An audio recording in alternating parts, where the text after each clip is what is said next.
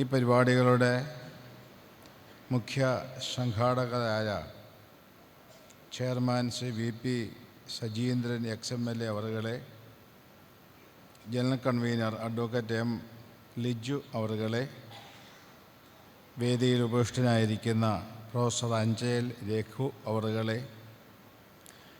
മറ്റ് വിശിഷ്ട അതിഥികളെ, പ്രിയപ്പെട്ട സഹോദരി സഹോദരന്മാരെ, നിങ്ങൾക്കെല്ലാവർക്കും ആശംസാഭരിതമായ കൂപ്പുകൈകൾ. ഞാൻ ഈ വാക്കുകൾ ആരംഭിക്കുന്നത് ഒരു മന്ത്രം ചൊല്ലിക്കൊണ്ടാണല്ലോ. ഇന്നത്തെ കാലത്ത് ഇങ്ങനെയുള്ള മന്ത്രങ്ങളൊക്കെ ചൊല്ലിയാൽ ആളൊരു ബൂർഷ്വാസിയാണ് എന്നൊക്കെ പറഞ്ഞു വയ്ക്കും. പ്രത്യേകിച്ച് സംസ്കൃത മന്ത്രങ്ങൾ. പക്ഷേ ഈ മന്ത്രത്തിൻ്റെ അർത്ഥം അറിയുമ്പോൾ ആ ചിന്താഗതിയിൽ നിന്നൊക്കെ മനുഷ്യ മനസ്സ് മാറും എന്നുള്ളതാണ് എൻ്റെ വിശ്വാസം. നമ്മുടെ ഭാരതത്തിൽ മതങ്ങളൊക്കെയും ആവിർഭവിക്കുന്നതിനു മുൻപ് അതിമഹത്തായ ഒരു സംസ്കാരമുണ്ടായിരുന്നു. ആ സംസ്കാരത്തിൽ ജാതി മത ഭേദ വ്യത്യാസമൊന്നുമില്ലാതെ ഗുരുവും ശിഷ്യനും ഒന്നു ചേർന്നിരുന്ന് ശാന്തി മന്ത്രങ്ങൾ ചൊല്ലിക്കൊണ്ട് ലോകത്തിൻ്റെ നന്മയ്ക്ക് വേണ്ടി പ്രാർത്ഥിക്കുമായിരുന്നു. ഈ ശാന്തി മന്ത്രത്തിൻ്റെ അർത്ഥം ഇങ്ങനെയാണ്: ഭദ്രം കർണേഭി ശൃണിയാമ ദേവാഹ. എൻ്റെ ചെവികൾ കൊണ്ട് നല്ലത് കേൾക്കണമേ, എൻ്റെ കണ്ണുകൾ കൊണ്ട് നല്ലത് കാണണമേ, എൻ്റെ കൈകൾ കൊണ്ട് നല്ലത് ചെയ്യുവാനുള്ള അനുഗ്രഹമുണ്ടാകണമേ, എൻ്റെ ജീവിതകാലം അത്രയും നന്മയോടൊപ്പം ചെലവഴിക്കാനുള്ള അവസരമുണ്ടാകണമേ. ഇതാണ് ഈ ശാന്തി മന്ത്രത്തിൻ്റെ അർത്ഥം. ഞാനിവിടെ ഈ ചരിത്ര കോൺഗ്രസ്സിൽ പങ്കെടുക്കുമ്പോൾ നല്ലത് കാണുവാനും നല്ലത് കേൾക്കുവാനും നന്മയോടൊപ്പം ചെലവഴിക്കുവാനുമുള്ള വലിയ ഒരനുഗ്രഹമാണ് ഈശ്വരൻ തന്നിട്ടുള്ളത്. ഇവിടെ വരാനും ഇങ്ങനെയുള്ള ഈ ചടങ്ങിൽ പങ്കെടുക്കാനും എന്നെക്കൂടി ഇതിൽ പങ്കാളിയാക്കുവാനും നിങ്ങൾ ആഗ്രഹിച്ചതിലും അതുപോലെ വന്നു ചേർന്ന് നിങ്ങളോടൊപ്പം സഹവസിക്കുവാൻ സാധിക്കുന്നതിലുമുള്ള വലിയ സന്തോഷം ഞാനിവിടെ പങ്കിടുകയാണ്. വൈക്കം സത്യാഗ്രഹത്തിൻ്റെ ശതാബ്ദി ആഘോഷങ്ങളുടെ ഭാഗമായിക്കൊണ്ട് വൈക്കത്ത് വെച്ചും പിന്നീട് കേരളത്തിൻ്റെ പല ഭാഗത്ത് വെച്ചും ഇപ്പോൾ ഈ തിരുവനന്തപുരത്ത് വെച്ചും നിങ്ങൾ സംഘടിപ്പിച്ചിരിക്കുന്ന ഈ മഹത്വമാർന്ന പരിപാടിക്ക്, ഈ പരിപാടിയോട് വളരെ ആദരാന്വിതമായ ഒരു നിലപാടാണ്, മനോഭാവമാണ് ഞങ്ങൾക്കൊക്കെയുമുള്ളത്. വൈക്കം സത്യാഗ്രഹത്തിൻ്റെ മുഖ്യ ശില്പി TK മാധവനാണ്. ആ മാധവൻ്റെ പേരിൽ ഈ നഗറിന് മാധവൻ നഗർ എന്ന് പേരിട്ടുകൊണ്ട് തന്നെ നിങ്ങൾ ഈ പരിപാടി സംഘടിപ്പിക്കാൻ തയ്യാറായത് ഏറ്റവും ഉത്കൃഷ്ടമായ ഒരു മനോഭാവം കൊണ്ടാണെന്ന് ഞാൻ മനസ്സിലാക്കുന്നു. ചില ചരിത്രകാരന്മാർ വൈക്കം സത്യാഗ്രഹത്തെക്കുറിച്ച് പറയുമ്പോൾ TK മാധവൻ്റെ പേര് പോലും പറയാതെ ചരിത്രം എഴുതിക്കൊണ്ടിരിക്കുന്ന ഒരു ദുസ്ഥിതി നമ്മുടെ രാജ്യത്തുണ്ട്. വൈക്കം സത്യാഗ്രഹത്തിൻ്റെ ജീവാത്മാവായും പരമാത്മാവായും നിലകൊണ്ട ടി കെ മാധവനെ വിസ്മരിച്ചുകൊണ്ട് എങ്ങനെ മുന്നോട്ട് പോകുവാൻ സാധിക്കും? നമ്മുടെ അധ്യക്ഷൻ വൈക്കം സത്യാഗ്രഹത്തിൻ്റെ ആരംഭ വികാസങ്ങളെ സംബന്ധിച്ച് ഇവിടെ ഏറെ പറയുകയുണ്ടായി. വൈക്കം സത്യാഗ്രഹം ടി കെ മാധവൻ ആരംഭിക്കുമ്പോൾ അതിന് പ്രചോദന ശക്തിയായി നിലകൊണ്ടത് ശ്രീനാരായണ ഗുരുദേവനായിരുന്നു എന്ന സത്യം ഒരിക്കലും നമുക്ക് വിസ്മരിക്കുവാൻ സാധിക്കുകയില്ല. വൈക്കം സത്യാഗ്രഹത്തിന് ആരംഭം കുറിക്കപ്പെട്ടത് യഥാർത്ഥത്തിൽ ശ്രീനാരായണ ഗുരുവിനോട് കാട്ടിയ ഒരു വിവേചനപരമായ വിഷയമാണ്. ആ വിവേചനമെന്ന് പറയുന്നത് ശ്രീനാരായണ ഗുരു ഒരിക്കൽ വൈക്കത്ത് കൂടി റിക്ഷാവണ്ടിയിൽ സഞ്ചരിക്കുകയുണ്ടായി. അങ്ങനെ റിക്ഷാവണ്ടിയിൽ ഗുരു സഞ്ചരിച്ചപ്പോൾ ഒരു ഭാഗത്ത് വന്നു കഴിഞ്ഞപ്പോൾ അവിടെ ചില ബ്രാഹ്മണർ ഗുരുവിനെ തടയുകയുണ്ടായി. എന്നിട്ട് ഒരു ബോർഡ് ചൂണ്ടിക്കാണിച്ചു. ആ ബോർഡിൽ എഴുതി വച്ചിരുന്നു, ഈഴവർ തൊട്ട് താഴോട്ടുള്ള ജനവിഭാഗങ്ങൾക്ക് ഇവിടെ പ്രവേശനമില്ല.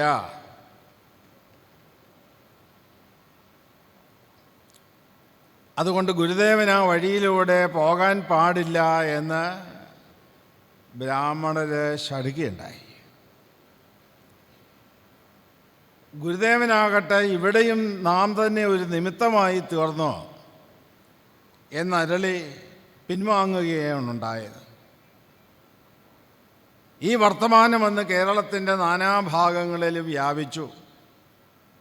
ശ്രീനാരായണ ഗുരുവിനെ ആദരിക്കുന്ന എല്ലാ ജനവിഭാഗങ്ങളും ഹിന്ദുവെന്നോ ക്രിസ്ത്യാനിയെന്നോ ഇസ്ലാമെന്നോ ഈ വക ഭേദമില്ലാതെ ഗുരുവിനെ ആദരിക്കുന്ന സർവ്വജനങ്ങൾക്കും ദുഃഖമുണ്ടാക്കിയ ഒരു കാര്യമാണത്. വിഷയം ടി കെ മാധവൻ്റെ ചെവിയിലെത്തിയപ്പോൾ ഗുരുവിനും വിലക്ക് വന്നുവോ എന്ന് ഗർജിച്ചുകൊണ്ട് ടി കെ മാധവൻ ശിവഗിരിയിൽ ഗുരുവിൻ്റെ സന്നിധാനത്തിലെത്തി. ഗുരുദേവനോട് വിഷയങ്ങളെല്ലാം ടി കെ മാധവൻ ചോദിച്ചറിഞ്ഞു. മാധവൻ ഗുരുവിൻ്റെ അനുഗ്രഹവും നേടിക്കൊണ്ട് സത്യാഗ്രഹത്തിൻ്റെ സമരഭൂമിയിലേക്ക് ഇറങ്ങിത്തിരിക്കുകയാണ് ചെയ്തത്. ഇവിടെ പറഞ്ഞതുപോലെ തിരുനെൽവേലിയിൽ പോയി മഹാത്മാഗാന്ധിയെ കണ്ടതും കോൺഗ്രസ് പ്രദേശ കമ്മിറ്റിയുടെ ശ്രദ്ധയിൽപ്പെടുത്തിയതും K Kelappan, K P Kesavamenon, Kuru Nambooripad തുടങ്ങിയ സാമൂഹിക പരിഷ്കർത്താക്കളുടെ ശ്രദ്ധയിൽപ്പെടുത്തിയതും അവരെയെല്ലാം സത്യാഗ്രഹ പ്രസ്ഥാനവുമായി ബന്ധപ്പെടുത്തിയതുമെല്ലാം തന്നെ ടി കെ മാധവൻ്റെ ദീർഘവീക്ഷണം കൊണ്ടായിരുന്നു. മാധവൻ അതിനു മുൻപ് കോഴിക്കോട്ടുള്ള ഒരു തീയ സമ്മേളനത്തിൽ പങ്കെടുക്കുന്നുണ്ട്. ആ തീയ സമ്മേളനത്തിൽ പങ്കെടുത്തുകൊണ്ട് കേരളത്തിലെ പല വഴികളിലും പിന്നോക്ക ജനവിഭാഗങ്ങൾക്ക് സഞ്ചാര സ്വാതന്ത്ര്യമില്ല, അതിനെതിരായിട്ട് ഒരു സമരം തന്നെ ചെയ്യേണ്ടതായിട്ടുണ്ട് എന്ന് പറഞ്ഞപ്പോൾ ആ യോഗത്തിൽ വെച്ചുണ്ടായൊരു തീരുമാനം, അയിത്തം എന്ന് പറയുന്നത് തീയ ജാതിക്ക് മാത്രമുള്ളതല്ല, ഒരു വിഭാഗം ജനതയ്ക്ക് മാത്രമുള്ളതല്ല, മേല് തൊട്ട് താഴെ വരെ നിലനിൽക്കുന്ന ഒരു അനാചാരമാണ്, ദുരാചാരമാണ്. അതുകൊണ്ട് അതിനെതിരായിട്ട് സമരം ചെയ്യണമെങ്കിൽ എല്ലാ സമുദായങ്ങളുടെയും പിന്തുണ ആവശ്യമാണ്. അതുകൊണ്ടൊരു തീയ സമുദായം മാത്രമായി സമരത്തിന് ഇറക്കേണ്ടതില്ല എന്ന് തീരുമാനിക്കുകയും എന്നാൽ അവിടെ വെച്ച് ഒരു കമ്മിറ്റിക്ക് രൂപം നൽകുകയും ചെയ്തു. അങ്ങനെ കോഴിക്കോട്ട് വെച്ച് രൂപം നൽകിയ ആ ഒരു കമ്മിറ്റിയുടെ ആഭിമുഖ്യത്തിൽ കേരളമൊട്ടാകെ അത് സംബന്ധിച്ചുള്ള നിരവധി യോഗങ്ങൾ നടക്കുകയും അയിത്തത്തിനെതിരായിട്ട് ശക്തമായിട്ടുള്ള പ്രചരണങ്ങൾ സംഘടിപ്പിക്കുന്നതിന് വേണ്ടി ജാതി ഭേദമില്ലാതെ സാമൂഹിക പരിഷ്കർത്താക്കളെ, നേതാക്കന്മാരെ സജ്ജമാക്കുകയും ചെയ്തു. വൈക്കത്ത് വെച്ച് ഗുരുദേവനെ റിക്ഷാവണ്ടിയിൽ തടഞ്ഞതിനെ കേന്ദ്രീകരിച്ചുകൊണ്ട് സരസകവി മൂലൂർ പത്മനാഭപ്പണിക്കർ എഴുതിയ കവിത അന്ന് കേരളത്തിൻ്റെ പല ഭാഗത്തും മുഴങ്ങിക്കേട്ടു. വൈക്കത്ത് വെച്ച് മുന്നം റിക്ഷാവണ്ടിയിൽ മുനി മുഖ്യനാം നാരായണ സ്വാമികൾ പോയിടവേ മുഷ്കിഴുമൊരു മഹീദേവൻ നേരെ വന്ന് ചക്രവാഹകനോട് മാറുകയെന്ന് ചൊല്ലി തൃക്കടലപ്പോൾ താഴെ വെച്ചു താൻ സഞ്ചരിച്ചാൻ മുഖ്യർഷി 20 ലക്ഷത്തിൻ മഹാദീപം രക്തനാടികളെല്ലാം ഊഷ്മളമാക്കി തീർക്കും ഈ കഥ ഓർക്കുന്നവർക്ക് എന്തിനീ ഹിന്ദുമതം എന്ന് ചോദിച്ചുകൊണ്ടായിരുന്നു മൂലൂർ പത്മനാഭപ്പണിക്കരുടെ കവിത എങ്ങും മാറ്റൊലി കൊണ്ടത്. കേരളത്തിൻ്റെ നാനാഭാഗങ്ങളിൽ അത് സംബന്ധിച്ച് സമ്മേളന പരമ്പരകൾ നടന്നു. ആ സമ്മേളനങ്ങളിൽ പ്രധാന പ്രാസംഗികൻ TK മാധവനും സത്യവ്രത സ്വാമികളുമായിരുന്നു. സത്യവ്രത സ്വാമികൾ ശ്രീനാരായണ ഗുരുവിൻ്റെ വിവേകാനന്ദൻ എന്ന പേരിൽ പ്രശസ്തി നേടിയ ഒരു മഹാത്മാവായിരുന്നു. നായർ സമുദായത്തിൽ ജനിച്ച് വലിയൊരു അധ്യാപകനായി ജീവിച്ച അയ്യപ്പൻ പിള്ള ജാതിക്കെതിരായിട്ടുള്ള പോരാട്ടത്തിന് വേണ്ടി സർവ്വതിനെയും സന്ധ്യജിച്ചുകൊണ്ട് ശ്രീനാരായണ ഗുരുവിൻ്റെ ശിഷ്യത്വം നേടുകയും കേരളം കണ്ട മഹാനായ പ്രാസംഗികനായി മാറുകയും അങ്ങനൊരു വിപ്ലവ കൊടുങ്കാറ്റായി കേരളമെങ്ങും ചീറിയടിച്ച ഈ സത്യവ്രത സ്വാമികൾ ഗുരുവിൻ്റെ ഒരു പ്രതിപുരുഷനായി നിന്നുകൊണ്ട് TK മാധവനോടൊപ്പം രാജ്യമൊട്ടാകെ സഞ്ചരിച്ചു. ഇവിടെ കോകനാഥ കോൺഗ്രസിൽ പോയ കാര്യം പറഞ്ഞല്ലോ. അതിൽ ശ്രീനാരായണ ഗുരുവിൻ്റെ പ്രതിനിധിയായി സത്യവ്രത സ്വാമികളും ഉണ്ടായിരുന്നു. അങ്ങനെയുള്ള ഒരു സാഹചര്യത്തിൽ ജനസമൂഹത്തെ ഇതിലേക്ക് വേണ്ടി സജ്ജമാക്കുക ആ ഒരു മഹോന്നതമായ കൃത്യമാണ് TK മാധവൻ്റെയും സത്യവ്രത സ്വാമികളുടെയും നേതൃത്വത്തിൽ ഇവിടെ നടന്നത് എന്ന് നാം മനസ്സിലാക്കണം. വൈക്കത്ത് വെച്ച് സത്യാഗ്രഹം നടക്കുമ്പോൾ ആ സത്യാഗ്രഹിക്ക് വിശ്രമിക്കുവാനുള്ള സ്ഥലം വേണമല്ലോ. ഇന്ത്യൻ നാഷണൽ കോൺഗ്രസ്സിനോ SNDP യോഗത്തിനോ NSSനോ മറ്റേതെങ്കിലും ഒരു സംഘടനയ്ക്കോ വൈക്കത്തന്ന് ആസ്ഥാനമുണ്ടായിരുന്നില്ല. എന്നാൽ ശ്രീനാരായണ ഗുരുവിൻ്റെ ആശ്രമം വൈക്കത്തുണ്ടായിരുന്നു. ഗുരുദേവൻ സ്വമേധയാ ആ ആശ്രമം സത്യാഗ്രഹികൾക്കായി വിട്ടുകൊടുക്കുന്നു. ആ ആശ്രമത്തിൽ വെല്ലൂർ മഠത്തിൽ വിശ്രമിച്ചുകൊണ്ടാണ് സത്യാഗ്രഹം നടക്കുന്നത് എന്നുള്ള കാര്യം നാം ഓർക്കണം. ഇപ്പോൾ ഐക്യം സത്യാഗ്രഹം നടക്കുമ്പോൾ അതിന് നിദാനമായി തീർന്ന കേന്ദ്രം ശ്രീനാരായണ ഗുരുവിൻ്റെ ആശ്രമമായിരുന്നു.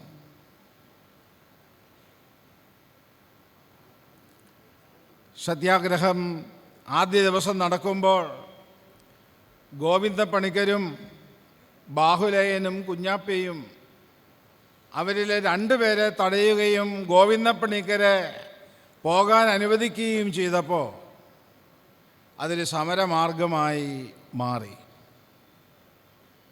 സത്യാഗ്രഹം ഇവിടെ പറഞ്ഞതുപോലെ 603 ദിവസം നീണ്ടു നിന്നു. ശ്രീനാരായണ ഗുരുദേവൻ വൈക്കത്ത് എഴുന്നള്ളി സത്യാഗ്രഹികളെ അനുഗ്രഹിക്കുകയും അവരോടൊപ്പം കുറേ സമയം ചെലവ് ചെയ്യുകയും മാത്രമല്ല, സത്യാഗ്രഹത്തിൻ്റെ വിജയത്തിനു വേണ്ടി, മഹാത്മാഗാന്ധിയുടെ വിജയത്തിനു വേണ്ടി പ്രാർത്ഥിക്കുകയും ചെയ്തു. സത്യാഗ്രഹ ഫണ്ടിലേക്ക് ഗുരുദേവൻ അന്ന് 1000 രൂപ സംഭാവന ചെയ്തു. അന്നത്തെ 1000 രൂപയെന്ന് പറയുന്നത് ഇന്ന് ലക്ഷങ്ങളാണ്.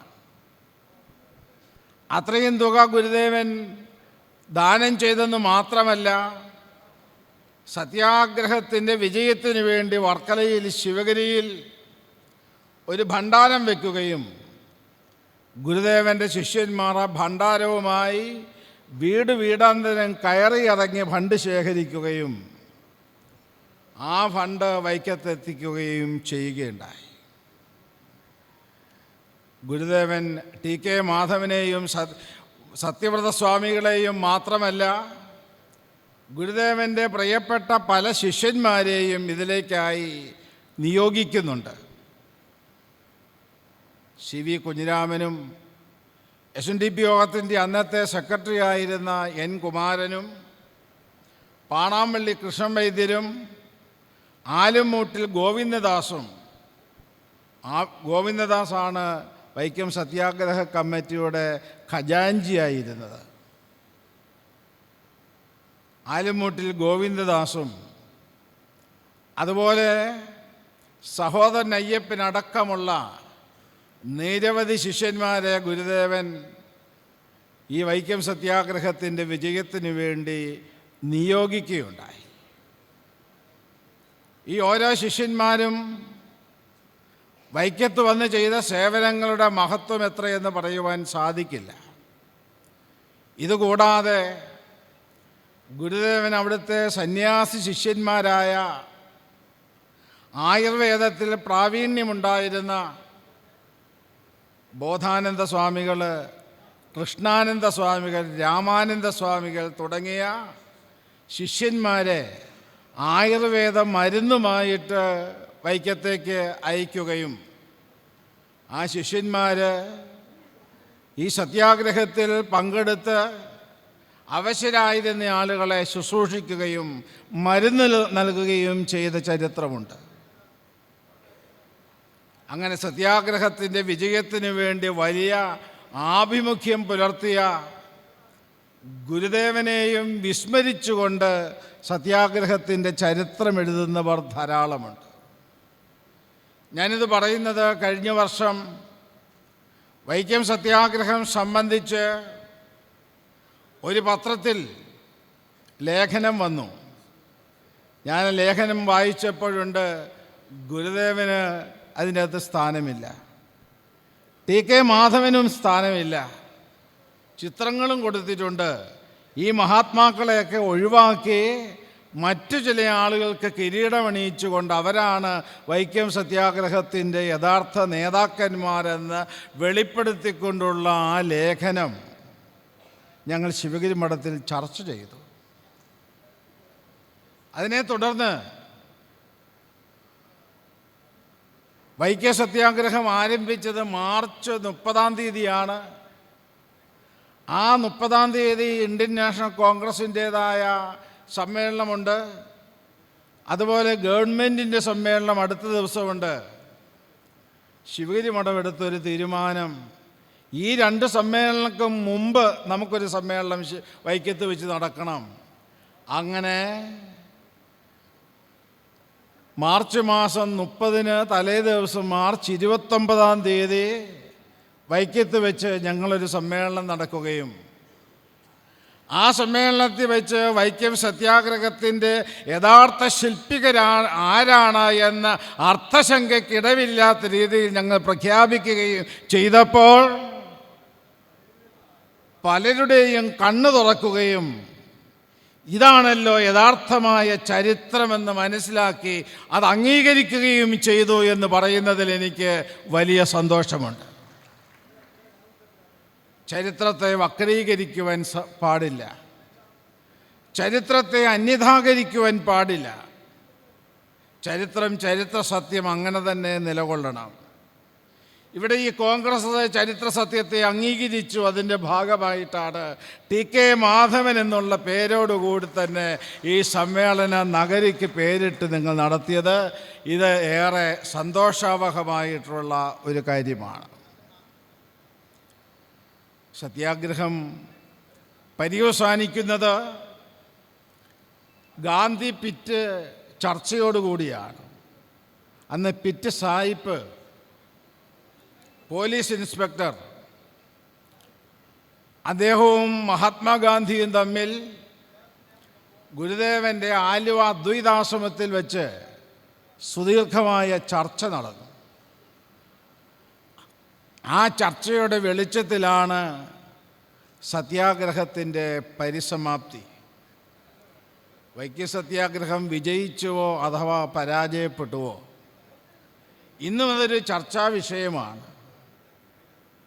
വൈക്കത്തുണ്ടായിരുന്ന റോഡിലൂടെ നടക്കുവാനുള്ള സ്വാതന്ത്ര്യത്തിന് വേണ്ടിയായിരുന്നു സത്യാഗ്രഹമെങ്കിലും ആ റോഡിലൂടെ തന്നെ നടക്കുവാനുള്ള അനുവാദം ലഭിച്ചില്ല. പകരം അതിനടുത്ത പുതിയ ഒരു റോഡ് വെട്ടി ആ വഴിയിലൂടെ നടന്നുകൊള്ളുക എന്നുള്ള തീരുമാനം ഉണ്ടാവുകയും അതംഗീകരിക്കുകയും അങ്ങനെ തത്വത്തിൽ സഞ്ചാര സ്വാതന്ത്ര്യം നേടിയതായി പ്രഖ്യാപിക്കുകയും അങ്ങനെ വൈക്കം സത്യാഗ്രഹം സമാപ്തിയിലേക്ക് മാറുകയുമാണ് ചെയ്തിട്ടുള്ളത്. വൈക്കം സത്യാഗ്രഹത്തിലേക്ക് നയിക്കപ്പെട്ടതിൻ്റെ പശ്ചാത്തലമെന്ന് പറയുന്നത് ശ്രീനാരായണ പ്രസ്ഥാനം ഉഴുതുമറിച്ചിട്ട ഒരു വലിയ ഒരു പശ്ചാത്തലം നമുക്കവിടെ കാണാൻ സാധിക്കും. 1888 ഗുരുദേവൻ്റെ അരുവിപ്പുറം പ്രതിഷ്ഠയും ആ പ്രതിഷ്ഠയെ തുടർന്ന് കേരളത്തിൻ്റെ നാനാഭാഗത്തും അലയടിച്ച സാമൂഹിക പരിഷ്കരണ പ്രസ്ഥാനങ്ങളും അതിൻ്റെ ഭാഗമായിട്ട് ഉയർന്നു വന്ന അയ്യങ്കാളിയുടെയും മന്നത്ത് പത്മനാഭൻ്റെയും പണ്ഡിറ്റ് കറുപ്പൻ്റെയും അങ്ങനെ നിരവധി മഹാപുരുഷന്മാരുടേതുമായിട്ടുള്ള സാമൂഹിക പരിഷ്കരണ പ്രസ്ഥാനങ്ങൾ, ഈ പ്രസ്ഥാനങ്ങൾക്കൊക്കെ ആദി ബീജമായിരുന്നത് ഗുരുദേവൻ്റെ അരുവിപ്പുറം പ്രതിഷ്ഠയായിരുന്നുവെന്ന് ഏവർക്കും അറിയാവുന്ന കാര്യമാണ്. അങ്ങനെ ഗുരുദേവൻ്റെ നേതൃത്വത്തിൽ ഉഴുതുമറിച്ചിട്ട ഒരു മണ്ണ്, ആ മണ്ണിലേക്ക് വിത്തുകൾ പാകുകയാണ് ചെയ്തിട്ടുള്ളത്. സത്യാഗ്രഹത്തിൽ പങ്കെടുത്ത അംഗങ്ങളെക്കുറിച്ച് ചിന്തിക്കുമ്പോൾ അതിൽ ഭൂരിപക്ഷം ആളുകളും ശ്രീനാരായണ പ്രസ്ഥാനത്തിൻ്റെ പ്രതിനിധികളായിരുന്നു. സഹോദരൻ അയ്യപ്പൻ പ്രത്യേകമായിട്ട് എഴുതി, കോൺഗ്രസ് പ്രസ്ഥാനത്തിൻ്റെ നേതൃത്വത്തിലാണ് വൈക്കം സത്യാഗ്രഹം നടന്നത് എങ്കിലും TK മാധവൻ്റെ നേതൃത്വത്തിൽ കോൺഗ്രസ് പ്രസ്ഥാനത്തെ വൈക്കത്തേക്ക് കൊണ്ടുവന്ന് തളച്ചതാണ് TK മാധവൻ്റെ വിജയം എന്ന് സഹോദരൻ അയ്യപ്പൻ എഴുതുകയുണ്ടായി. ഒരു സാമുദായിക പ്രസ്ഥാനമായി മാറാതെ ഒരു ദേശീയ പ്രസ്ഥാനമാക്കി മാറ്റിക്കൊണ്ട് മഹാത്മാഗാന്ധിയുടെ ആത്മീയമായ സാന്നിധ്യവും അനുഗ്രഹവും അതോടൊപ്പം കോൺഗ്രസ് പ്രസ്ഥാനത്തിൻ്റെ പിന്തുണയും നേടിക്കൊണ്ട് TK മാധവൻ എന്നുള്ള മഹാനായ വ്യക്തി നടത്തിയ ഇതിഹാസ തുല്യമായിരിക്കുന്ന സമരമാണ്. അത് ശ്രീനാരായണ പ്രസ്ഥാനം നയിച്ച സഹന സമരമായിട്ടാണ് ശ്രീനാരായണ ചരിത്രകാരന്മാർ വിലയിരുത്തിപ്പോരുന്നത്. ഏതായാലും ആധുനിക കേരളത്തിൻ്റെ സൃഷ്ടിക്ക് ഈ വൈക്കം സത്യാഗ്രഹം നൽകിയ സംഭാവനകൾ അതുല്യമാണ്. പിന്നീട് നടന്ന ഗുരുവായൂർ സത്യാഗ്രഹവും പാലിയം സത്യാഗ്രഹവും ക്ഷേത്രപ്രവേശന വിളംബരവും ഒക്കെ തന്നെയും ഇവിടെ നടക്കുന്നതിന് ഈ സംഭവ പരമ്പരകൾ, ഈ സത്യാഗ്രഹങ്ങളൊക്കെ വലിയ സ്വാധീനം ചെലുത്തിയിട്ടുണ്ട് എന്നുള്ളത് ഒരു നിസ്തർക്കമായ സത്യമാണ്. അധസ്ഥിത പിന്നോക്ക ജനവിഭാഗങ്ങളുടെ ഉയർച്ചയ്ക്ക് വേണ്ടിയാണ് പ്രധാനമായും വൈക്കം സത്യാഗ്രഹം നടന്നത് എങ്കിലും അത് 1924 നടന്നത്. ഇന്നിപ്പോൾ ഒരു നൂറ്റാണ്ട് തികയുകയാണ്. ഈ ഒരു നൂറ്റാണ്ട് തികയുന്ന ഈ അവസരത്തിലും അധസ്ഥിത പിന്നോക്ക ജനവിഭാഗങ്ങൾക്ക് അർഹിക്കുന്ന രൂപത്തിലുള്ള പുരോഗതി കൈവരിക്കുവാൻ സാധിച്ചിട്ടുണ്ടോ എന്നുള്ള കാര്യം പഠന വിഷയമാണെന്ന് ഞാൻ പറഞ്ഞു വെക്കട്ടെ. ഈ കഴിഞ്ഞ ശിവഗിരി ഗുരുദേവ ജയന്തി ആഘോഷ പരിപാടിയുടെ വേളയിൽ ഞാൻ പ്രത്യേകമായി പറഞ്ഞൊരു കാര്യം, ഗുരു നിത്യചൈതന്യയതിയെ ഉദാഹരിച്ചുകൊണ്ട് കേരളം ഇന്നും ഭരണസിരാ കേന്ദ്രങ്ങൾ തമ്പുരാൻ കോട്ടകളായി നിൽക്കുന്നുവെന്ന സത്യമാണ്. തമ്പുരാൻ കോട്ടകളായി നിൽക്കുന്നു എന്ന് ഞാൻ പറയുവാൻ കാരണം, ചില പ്രത്യേക ജനവിഭാഗങ്ങൾക്ക് മാത്രം ഭരണയന്ത്രം നിയന്ത്രിക്കുവാനുള്ള ഒരു സാഹചര്യം മാത്രം ഇവിടെ നിലകൊള്ളുകയും ബഹുഭൂരിപക്ഷം വരുന്ന അധസ്ഥിത പിന്നോക്ക ജനവിഭാഗങ്ങൾ ഇപ്പോഴും പിന്തള്ളപ്പെട്ടുകൊണ്ടിരിക്കുകയും ചെയ്യുന്ന ദുരവസ്ഥയാണ്. തീർച്ചയായും ഈ ദുരവസ്ഥയ്ക്ക് മാറ്റമുണ്ടാകണം. തുല്യമായ സാമൂഹിക നീതി എല്ലാ ജനവിഭാഗങ്ങൾക്കും ഒരുപോലെ ഉണ്ടാകണം. അവിടെ സംഘടിത ശക്തിക്ക്, സംഘടിതമായ ജനവിഭാഗങ്ങൾക്ക് എല്ലാവിധമായ അവകാശങ്ങൾ നേടുകയും അസംഘടിതരായിരിക്കുന്ന ആളുകൾ പിന്തള്ളപ്പെടുകയും ചെയ്യുന്ന ദുരവസ്ഥ സംഭവിക്കുവാൻ പാടുള്ളതല്ല. കേരളത്തിൽ ബഹുഭൂരിപക്ഷം വരുന്ന 28% വരുന്ന ജനവിഭാഗങ്ങൾക്ക് ഒരേ ഒരു MLA എന്നുള്ള ദുസ്ഥിതി ഒരിക്കലും ഇവിടെ സംഭവിക്കാൻ പാടുള്ളതല്ല. അതിന് ബന്ധപ്പെട്ട ആളുകൾ ആവശ്യമായ ആലോചനകൾ നടത്തിക്കൊണ്ട് അങ്ങനെയുള്ള ആ അവസ്ഥകൾ സൃഷ്ടമാകാതിരിക്കുവാൻ കൂട്ടായിട്ടുള്ള ശ്രമം ആവശ്യമാണ്. എങ്കിൽ മാത്രമേ എല്ലാ രംഗത്തും വിജയം കൈവരിക്കുവാൻ സാധിക്കുകയുള്ളൂ എന്നുള്ളത് നിസ്തർക്കമായ സത്യമാണ്. തമ്പുരാൻകോട്ടകളിൽ വിള്ളലുകൾ ഉണ്ടാകേണ്ടത് ആവശ്യമാണ്. സവർണനെന്നോ അവർണനെന്നോ ഭേദമില്ലാതെ, മതവ്യത്യാസമില്ലാതെ എല്ലാ ജനവിഭാഗങ്ങൾക്കും ഒരേപോലെ സാമൂഹ്യനീതി കൈവരിക്കണം. അതാണ് മഹാത്മാഗാന്ധിയും ശ്രീനാരായണ ഗുരുദേവനും അതുപോലുള്ള മഹാഗുരുക്കന്മാരും ആഗ്രഹിച്ചത്. ആ മഹാഗുരുക്കന്മാരുടെ ആഗ്രഹങ്ങൾ സബലീകൃതമാകുവാൻ എല്ലാവരും ഒരേപോലെ കൂട്ടായിട്ട് നിന്ന് ഉത്സാഹിക്കേണ്ടത് ആവശ്യമാണ്. ഈ വൈക്കം സത്യാഗ്രഹത്തിൻ്റെ ശതാബ്ദി ഇവിടെ കോൺഗ്രസ് ആഘോഷിക്കുമ്പോൾ ഈ ശതാബ്ദി ആഘോഷ പരിപാടികൾ തുല്യമായ സാമൂഹ്യനീതി കൈവരുത്തുന്നതിന് ആവശ്യമായിരിക്കുന്ന ശക്തമായ പ്രേരണാശക്തിയായി നിലകൊള്ളണം. അതിൽ നിന്നും പാഠങ്ങൾ ഉൾക്കൊള്ളണം എന്ന് ഉദ്ബോധിപ്പിച്ചുകൊണ്ട് എന്നെ ഈ പരിപാടിയിലേക്ക് ക്ഷണിച്ച ഭാരവാഹികളോട്, പ്രത്യേകിച്ച് ശ്രീ ലിജുവിനോട്, ഇതിൻ്റെ പ്രവർത്തകരോട് എല്ലാവരോടും എനിക്കുള്ള സ്നേഹവും സന്തോഷവും ഇവിടെ പങ്കുവെച്ചുകൊണ്ട് ഈ സമ്മേളനം ഉദ്ഘാടനം ചെയ്തതായി പ്രഖ്യാപിക്കുന്നു. നമോ ഭാഗം.